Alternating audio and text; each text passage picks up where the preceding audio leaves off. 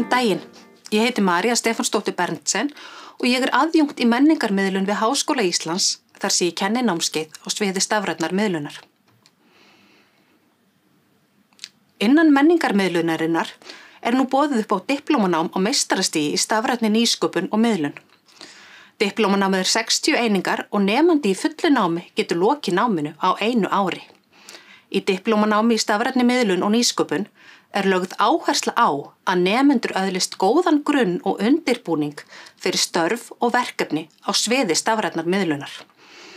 Áhersla lögð á nýsköpunarstarf og frumkvöðlahugsun sem og hagnýtar aðferðir við að raungera hugmyndir.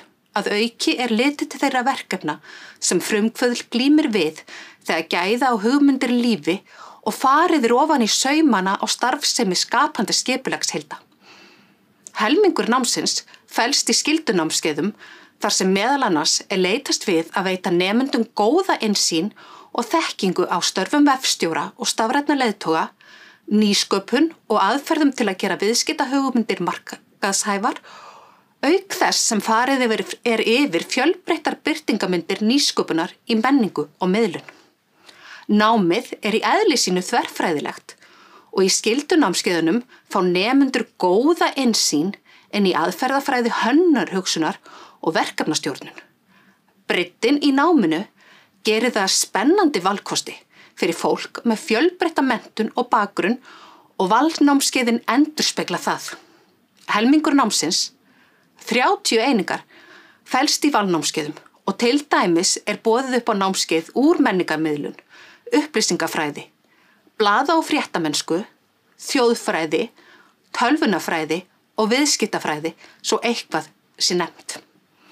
Við leggjum áherslu á samstarf við atvinnulífið og nemendum stendur til boða að taka alltaf 10 einingar í starfsþjálfun þar sem þau fá hagnýta reynslu. Dæmi að nemendur hafi verið ráðnir í áframhaldandi störf að starfsþjálfun lokinni.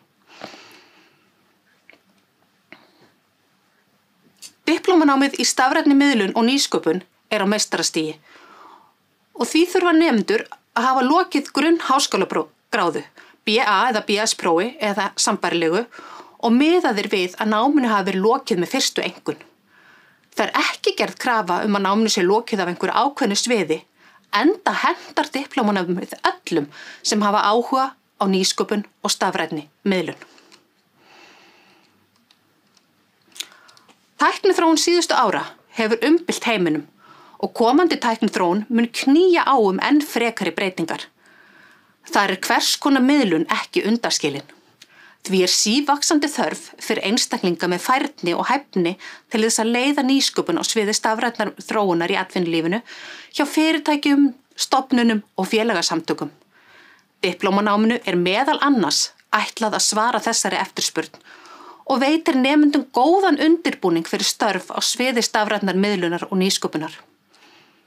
Atvinnumöguleikarnir handan við hornið og námið hentar þeim sem hafa áhuga á að leggja fyrir sig vefstjórnun, vilja verða stafrænir leiðtogar eða menningarmiðlarar, hafa áhuga á stafrænni nýsköpun, þarfagreiningum og innleiðingu nýrrar tækni og lausna eða stefna á kennslu, auk fjölmargra annarra starfa. Möguleikarnir óteljandi.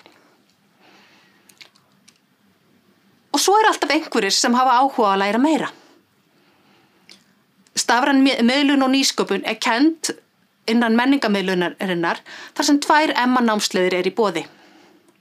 Annars vegar boðið upp á 120 eininga MA-nám í menningarmiðlun. Hins vegar boðið upp á 90 eininga MA-nám í hagnýtri menningarmiðlun. Í hagnýtri menningarmiðlun geta nemendur valið sér kjörsvið eftir áhuga og hægt að taka bæði stafræna miðlun og nýsköpun og miðlun. Hægt að fá námskeiðin úr diplómanáminu metin í 90 eininga og 120 eininga námið.